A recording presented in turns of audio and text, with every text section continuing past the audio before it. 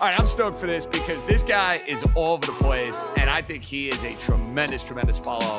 New York Post, Action Network. He's got his own YouTube channel going, Bryan Fonseca, who I've spent a lot of time with when we've done these Knicks live streams.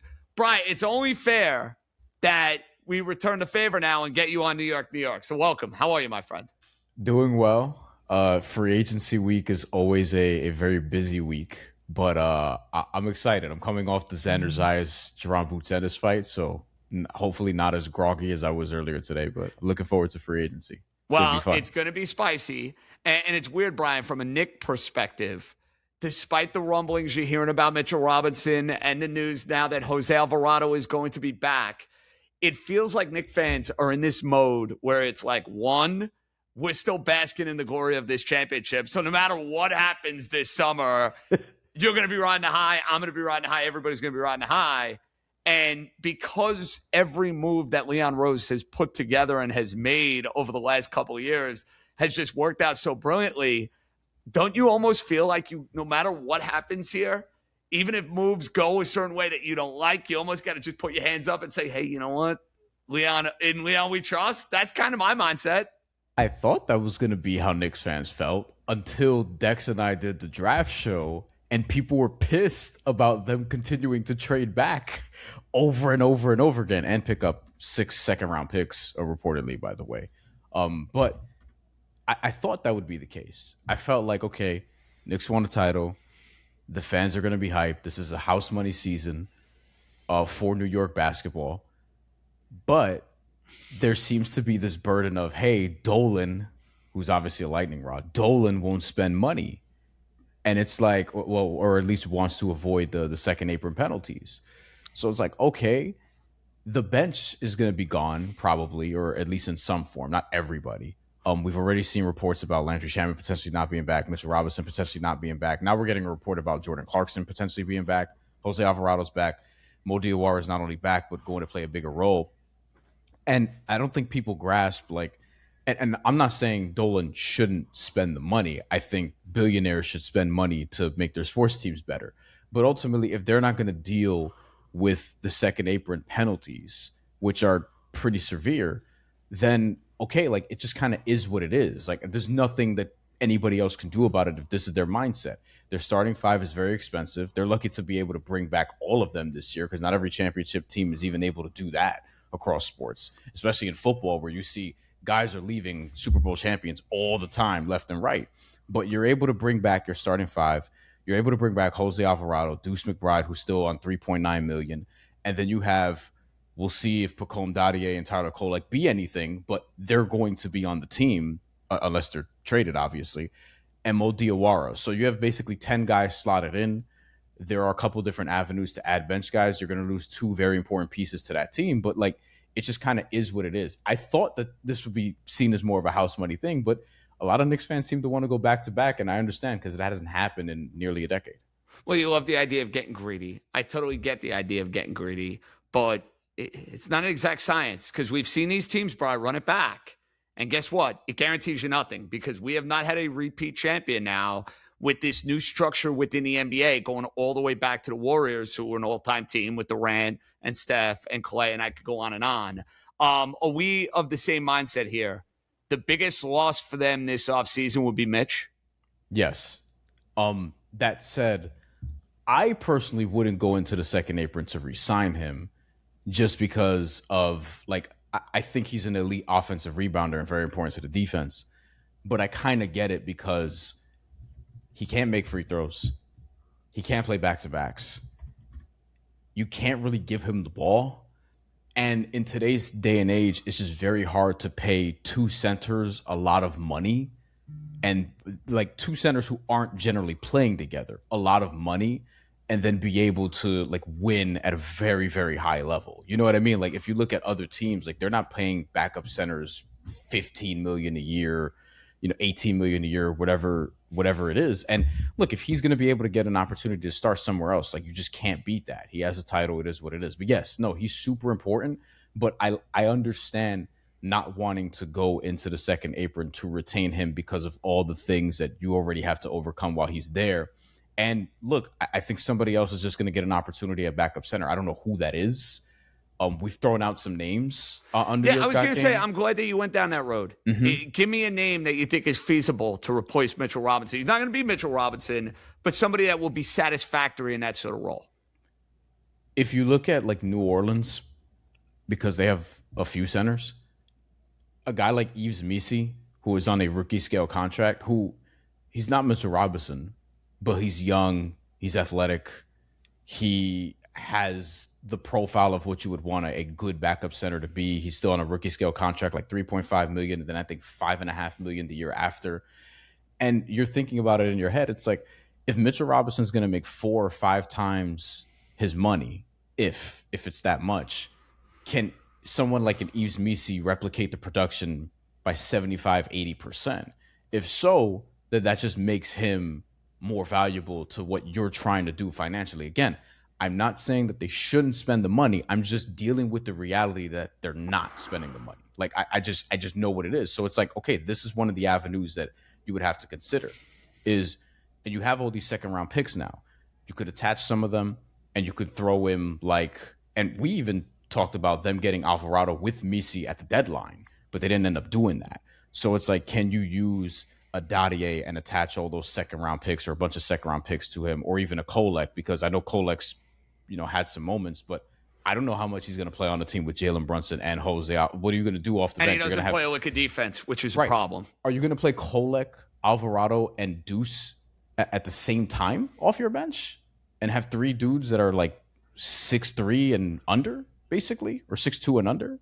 Like, so it's like, where is Kolek going to fit in at this point? And you just drafted another guard. You just drafted another shot creator in the second round this year. So it's like, so that's something that I would probably consider, given the reality that we're dealing with right now. Okay, Eastern Conference. And I have some net stuff that I got to pick your brain on. Randle, this draft pick. I'm dying to get your take on a couple of these net things. That said, Eastern Conference. The odds makers are dead wrong having the Celtics ahead of the Knicks. They could not be more wrong on this. And I understand they're saying, hey, it's hard to repeat. I think they're factoring that into the calculus. They basically need Dr. Melfi up there to go and help out what's going on between Jaylen Brown and Jason Tatum as far as Jaylen Brown. And listen, I love him as a player. I do, Brian. I think he's a phenomenal player. It is so tone deaf to go after you losing a 3-1 lead to a crummy Sixer team that got embarrassed and waxed by the Knicks, to go and say it was the best and most favorite year of your career when you were a finals MVP a couple of years ago. Yeah. What? Yeah. Are you kidding me? Come on, man. You got to read the room. But then they're shopping him for Giannis. We all know they're shopping him for Giannis. It doesn't work out. I bring all of this up because who is the team that should scare the Knicks the most going into next year? Is it Boston and their problems? Is it Indiana, who's waiting on a healthy Halliburton to return? That would be my pick, but that's a major question. Detroit obviously needs more shooting. Cleveland, forget about it. You're not putting them in that conversation. Sorry, wake me up when the Cavaliers go and win a big game. Is it Orlando? Who is the team that should scare the Knicks fan the most going into next year? Now, none of the teams are done yet, but of course, teams, assuming we're living, 3 teams jumped out into my head immediately, and it has to be one of these 3. Detroit, Indiana, Miami. It has to be one of these 3. Well, I'm with you on Indiana and Detroit. I will be betting both to win the NBA championship next year. Is a little bit of an emotional hedge. The Indiana number is just too good. I got 40-1. I mean, listen, if I hope I lose gladly, but it's 40-1. I'm not saying no to that. And Detroit, is it of the mindset that they would go and add a big-time shooter to this team? Like, Brian, I don't know if this has been discussed. Doesn't Shamet fit them really nicely? He does. It does. It would bother me, but he fits them really nicely. Shamet fits Miami very nicely, too. He honestly fits any of these teams really nicely because of how he plays. And the thing with Detroit is they still have the space. Like, they dumped Isaiah Stewart for second-round picks. They traded for Isaiah Joe. There's a Duncan Robinson question there where he doesn't have all of his money guaranteed. It looks like they're going to move him in some way. They might wind up with Norman Powell, actually, which would honestly help their shot creation. They need another shot creator to play beside Kate Cunningham. And then you also have Dennis Jenkins coming off the bench. So you just need something else there. Isaiah Joe's a really good shooter, but that's somebody you're probably going to play like 18, 20, 22, 24 minutes a game or something like that. But Detroit also because of their defensive infrastructure, and then Kate Cunningham is one of the best two-way players already. Like he plays defense, he plays like real defense, but they still have to figure out the Jalen Duren piece. So that's one I'm a little iffy on right now. And then with Indiana, it's like, okay, you're getting Tyrese Halliburton back, you're getting Ivica Zubats, and maybe you do something else. It just makes all the sense in the world. And the coaching is so good in Indiana. Carlisle's it's so freaking ridiculous, right? And then with Miami, they're kind of a wild card now because you don't know what that team's going to look like, but you already know they're going to be a pain in the ass to play with Giannis and Bam defensively. I mean, that front court defensively and Bobby Portis. Yeah, Bobby Portis, Davion Mitchell as one of the best on-ball defenders at guard.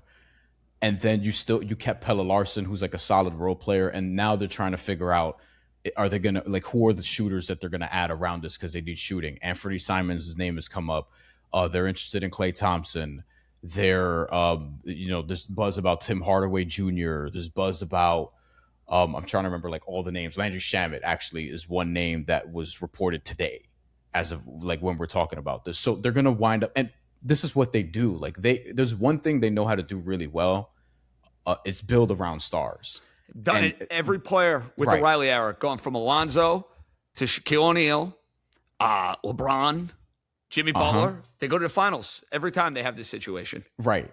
And that's why it's like they have the infrastructure already. They have the coach. Speaking of elite coaches. No question. And then you have like two of the best, really three of the best defensive players in the league, because I'll throw Davion Mitchell in there too. And we'll see who they keep between Powell, Wiggins, if it's neither, if it's both. Like they have an Andrew Wiggins contract question where they're going to try to keep him probably for less money annually, but for more years. So they need to fill out that roster. But I think whatever the final version is, like I took them a stab at them to win the East. I think it was 19-1 before they got Giannis. Smart because it was like, okay, I think they can get him. And obviously now it's plus 600. So closing line value, but like that team is going to be good, whatever version of it is. All right, let's get to the Nets. I want to start with Randle. I totally get it. Now, the irony of all of it, Bri, is if you go back to the summer of 2019 and you remember it quite well, there was a world where the net fan was mocking the Knicks for adding Julius Randle, and I would have been doing the same thing if I ended up with KD. Saying, I get it. Right? Yeah, I mean, listen, it's amazing how the universe has now just put us in a position where Julius Randle is coming back, and everything that has transpired with both of these franchises over 7 years is kind of crazy. But, like, they're a team, Bri, that's dying to have somebody take their money. They need instant credibility.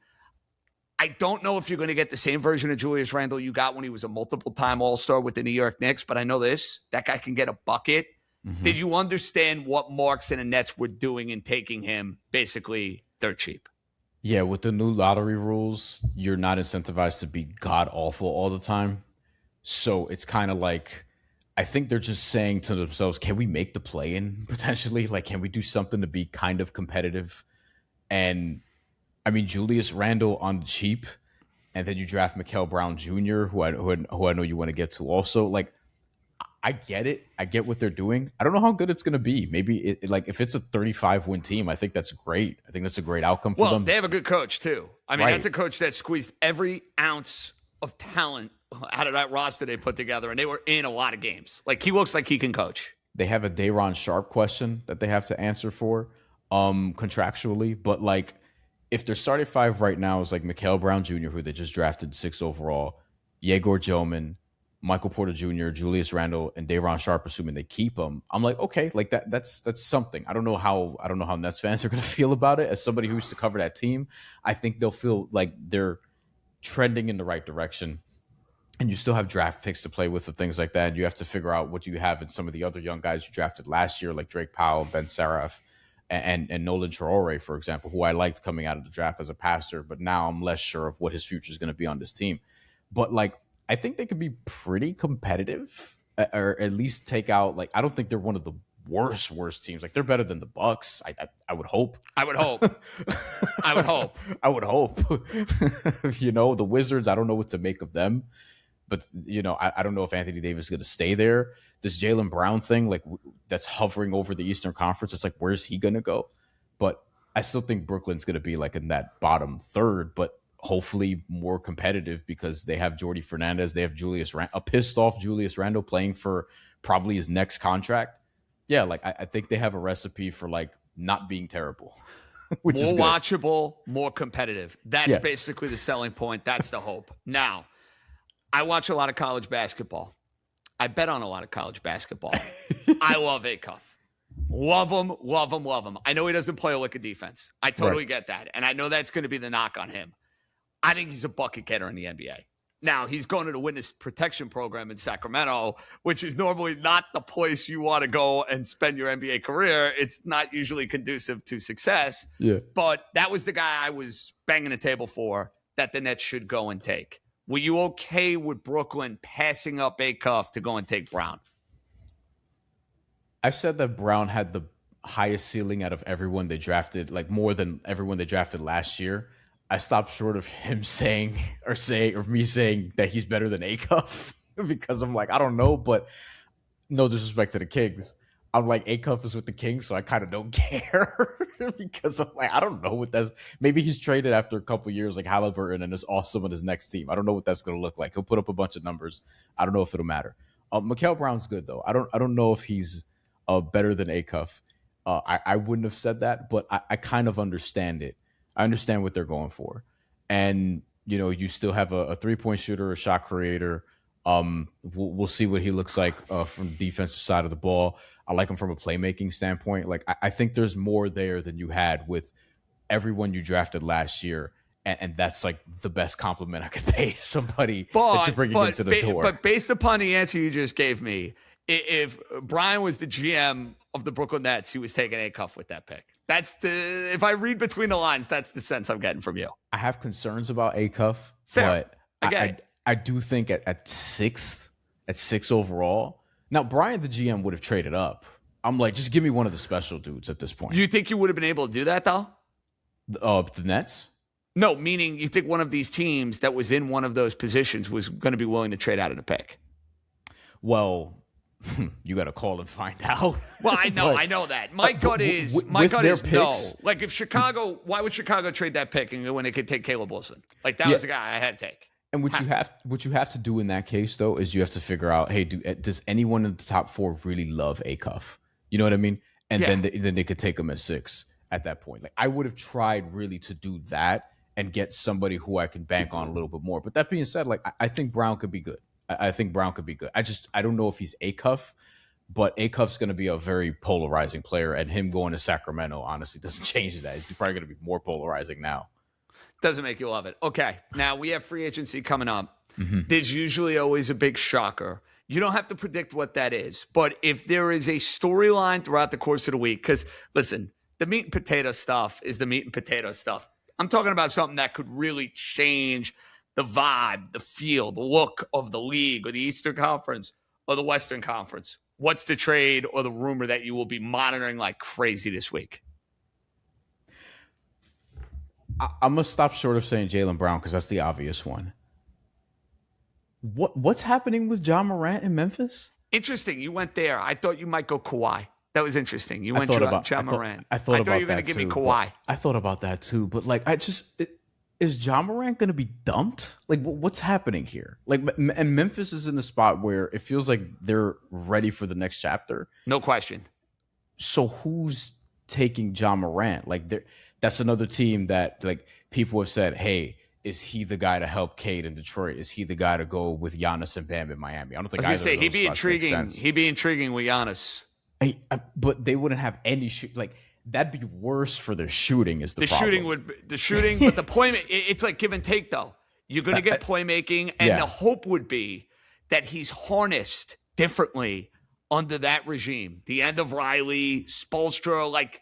I think that's what you're betting on if you bring, like let's put it this way, Brian. If Miami brings in Ja Morant, I think he'll have success. If Ja Morant goes to another organization, no, his career is going to go to die. That's the way I feel. Yeah, and it's really like, I don't know what's going to happen there. Like, so when LaMelo Ball got traded, I was like, okay, are they the Ja Morant team now? Like, is that what they're doing? But if their organization is like, hey, we want out of the LaMelo Ball and Miles Bridges business because they were a package deal, I don't think the front office is then going to be like, yeah, let's bring in Ja Morant if we want to build around Brandon Miller and Con Knipple moving forward. So to me, it's like it's those three things. Obviously, it's Brown, it's Kawhi, it's John Morant. But the John Morant one is like the most confusing. That I need to know where that sort of settles, and if he winds up on like a good team, like if he winds up on one of these teams we're talking about, I feel like there's going to be a couple other weird moves that happen. Like I don't know what Cleveland's going to do. Are they just settled? Are they just good with their team right now after last season where they got swept by the Knicks and made to look like an ass against the Knicks in the playoffs again? I don't know. Like it just there's like 10 teams in the Eastern Conference who seem to want to be like competitive, like really competitive. And a couple of them are going to be very disappointed. Orlando's like lurking in the shadows. It's like, what are they going to do? Are they a John Morant team? That doesn't make sense. But like I'm prepared for anything with this offseason. The Jaylen Brown stuff, as you mentioned, like Boston's still the favorites of the Eastern Conference. Why? If their second best player who carried them to a 2 seed, who was the Finals MVP 2 years ago, wants out, and what package are you getting for him at this point? Like, what's the trade? Anthony Davis, Trey Murphy, and a bunch of stuff. You're not getting equal value. That's the dirty little secret. And Boston to win the East is like, to me, it's like the worst bet. Terrible bet. It's like the worst bet you could make right now. Terrible bet from a value standpoint, from a vibe standpoint, all of the above. Speaking of vibes, yours is tremendous. Where can everybody find all your great work?